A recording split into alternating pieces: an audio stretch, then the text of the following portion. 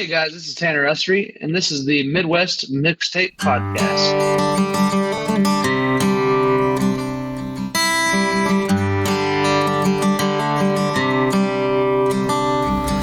We've been fighting this feeling for way too long. Lord, I know it ain't right, but it sure ain't wrong. And baby, you just feel like home, 'cause we've been fighting this feeling for way too long. Yeah.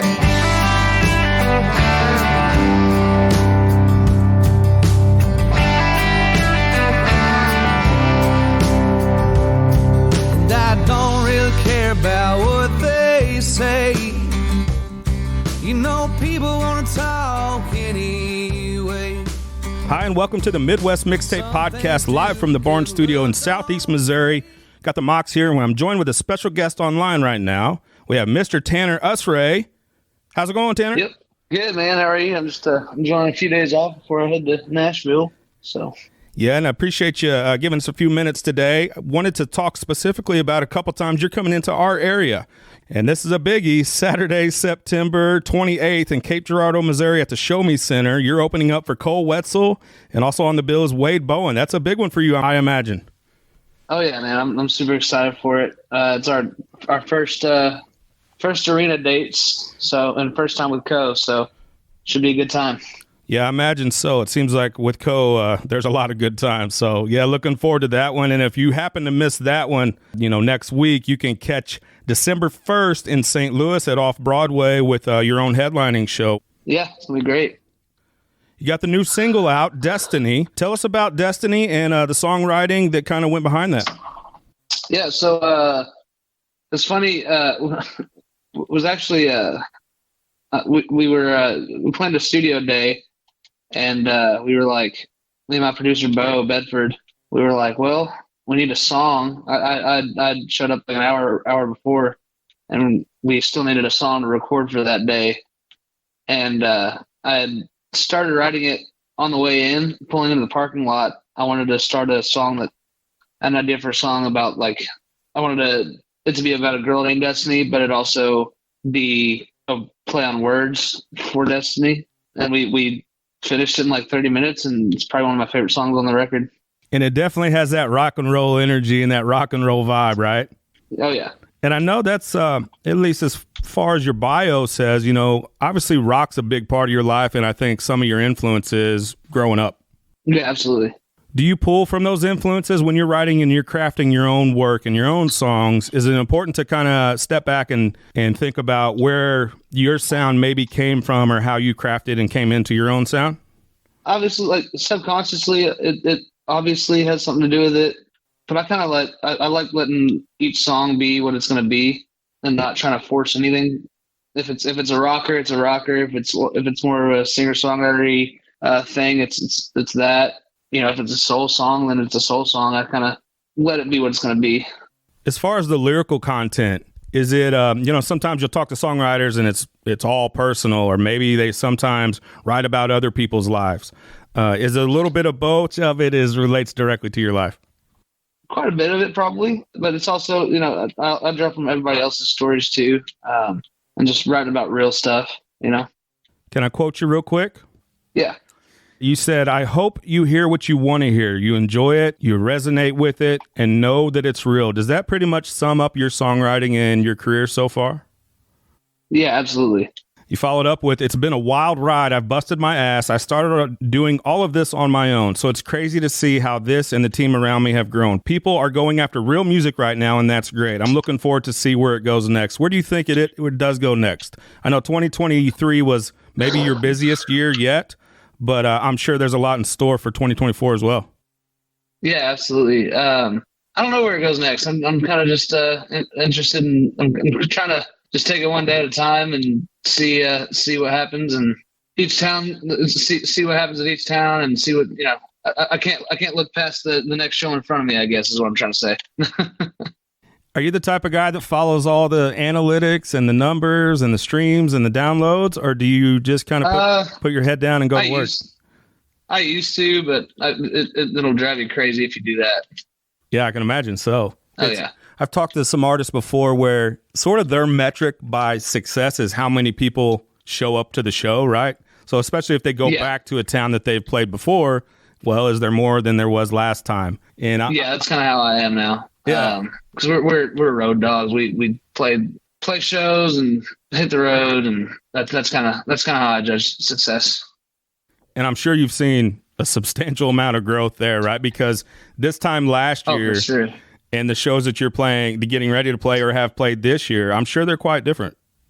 Yeah, for sure. It definitely changed from, roadside bar gigs to what's happening now. Do you have a preference of what kind of show you enjoy more? I know you've played some festivals as well, and that seems to be always kind of fun, but do you prefer the bigger arenas, the smaller clubs, the festivals? Do you have a preference when it comes to that, or are they all sort of different things for you? It's different, I love them all. I just love being on stage and playing music. So you are a Texas country singer, right? Country and rock singer. And there's quite a lot of them right now. I'd say, there's this swelling of Texas country rock that's just grown in popularity. What does it mean to you to be a Texas country guy? Do you feel it's a flag that you need to wave and wave proudly? And then how do you carry the tradition with some of the guys that maybe Texas guys that came before you? Man, I'm proud to be from Texas. I don't know. I don't know. We're really a national act at this point, but obviously I started off in Texas, and that's where my roots are. And I guess carrying on traditions through the music, and just having that same attitude of we're gonna write our own songs and just road dog it and kick down doors however we can. We mentioned that you're playing with Wade Bowen in Cape Girardeau, Missouri on the 28th. Yep. And, a guy like him who's sort of been road dogging it for so many years, he's a Texas country legend at this point, right? Are you able to kind of talk to some guys like that and maybe pick up tricks of the trade or become better at being making this your profession, or even just being on the road in general? Are you able to talk to some people and learn things that might help you in your career out? I've talked to Wade a couple of times, and Kevin Galloway from Uncle Lucius is a big one for me as well. And he's helped me out a lot. Both of them have helped me out a lot. And but mostly, man, it's just been me learning myself and what to do, learn how to do things the wrong way and the right way. And by learning how to do things the wrong way, learn how to do things the right way, if that makes sense. Right. Yeah. Sure. Yeah, it's a little bit of both. So do you feel like there's maybe some growing pains, because they sort of say that sometimes your best lessons are the ones that where you've made your mistake, right? And not to do it again. Exactly. Do you feel that's kind of where you're at in your career right now? I don't know about that, but obviously there's some lessons that you got to learn, and it's definitely a music business, and that's probably the hardest lesson to learn, is that it is a business sometimes. You're out on the road quite a bit, right? Oh, yeah. How do you balance that with your home life? How do you balance that with other parts of your life? I know we talk to many musicians. Their profession is making music and touring and studio time and all those things. Are you able to turn it off at times and enjoy other parts of your life? Are there things that you do enjoy outside of music? Yeah, for sure. I mean, I play a lot of video games. I'm still trying to I gotta find more hobbies, if that makes sense. But play video games and play with the dogs and whatnot, and try to turn it off when I can. Sometimes that is the hardest part of this thing is turning it off. But what kind of games are you into? What do you like? I just re-downloaded Destiny 2, so I've been into that, and it's kind of nerdy, but I like Age of Empires. Okay. So it's like building armies and stuff like that. Very cool. Is that something like you use as a way to cope with some of the maybe stress or some of the downtimes on the road? Because it's how I decompress for sure. Yeah, right. And kind of take your mind off some things. Yeah. Is there a certain aspect of your career that you enjoy more than the other? Like, do you enjoy crafting songs, studio, performing live? Is there one aspect of your career that means more to you, I guess? Yeah, I mean, like I said, I'm a road dog, so playing shows is where it's at for me. I like writing new songs as well, and I love everything, but playing shows has got to be my favorite part. And then you got to go to the video games, right? Because how do you come down from a performance like that, from a exciting, exhilarating, what I imagine it might be, playing in front of even the arenas now, to come down and even fall asleep. I think that would be difficult. Oh yeah, for sure. It's definitely an adrenaline rush. So you got to figure out how to fall asleep afterwards. So I have the numbers here. In 2022, you played over 180 shows. Do you know what number you're at for 2023? Are we going to break that? I think we're going to end up at like 175 or something like that, but way more travel days for sure. And way more miles. When you are going out, is it for long stretches of a time, or are you doing weekends or 3 or 4 run dates? What is touring like for 2023? Honestly, 2023 we haven't stopped hardly. We'll go out for 40 days and be off for like 3 days and then go out for a week or so. It's been nonstop for sure. I haven't had the chance to catch you guys, but we're going to obviously fix that soon. What can the fans, especially down in Cape Girardeau and in St. Louis in December, what can the fans expect from your live performance? I know you're a high energy. A lot of your songs are very high energy, rock and roll, like we said. But what can we expect from the live performances? Like you said, it's gonna be high energy, but also it's gonna have a little bit of everything for everybody.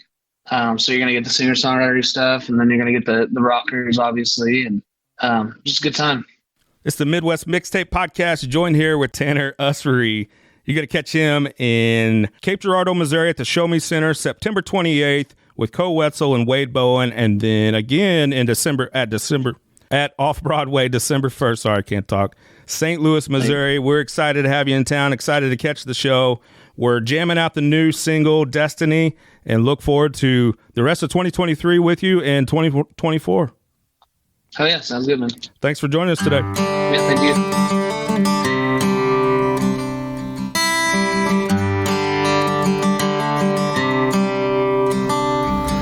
We've been fighting this feeling for way too long.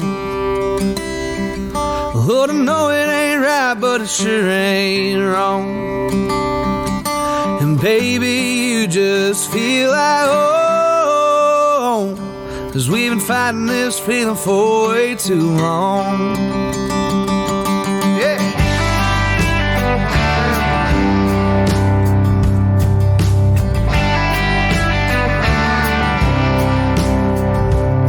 And I don't really care about what they say. You know, people wanna talk anyway. And some things do, but good love don't.